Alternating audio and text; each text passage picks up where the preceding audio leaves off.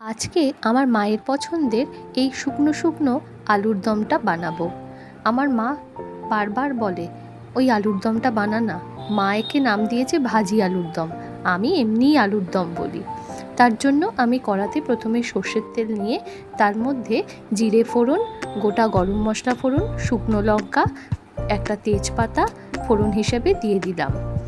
এরপর দিলাম একটু কাঁচা লঙ্কা কুচি ও একটু আদা বাটা দিয়ে একটু নাড়িয়ে চাড়িয়ে আগে থেকে সেদ্ধ করে রাখা আলুগুলো দু আধখানা করে সেটা দিয়ে দিলাম।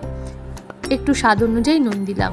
এই যা, কারি পাতাটা মাথা থেকেই বেরিয়ে গেছিল, মায়ের ভীষণ প্রিয়, মাঝখানে তাই দিয়ে দিলাম। আপনারা কিন্তু প্রথমে ফোড়নের সাথে তেলেতেই দিয়ে দেবেন। দিয়ে একটু ভালো করে নাড়িয়ে চাড়িয়ে বেশ আলুগুলো একটু ভাজা ভাজা হয়ে গেলে তারপর আমি কিছু মশলা এখানে অ্যাড করছি।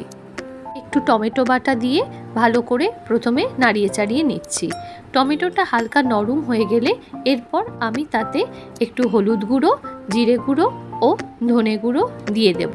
সাথে দেব একটু গরম মশলা দিয়ে সব কিছু খুব ভালো করে নাড়িয়ে চাড়িয়ে কষিয়ে নেব। আমি যেহেতু একটু তেল কম দিয়ে রান্না করি তার জন্য আমার একটু শুকনো শুকনো হচ্ছে। আপনারা এতে তেল বেশি দিয়েও রান্না করতে পারেন।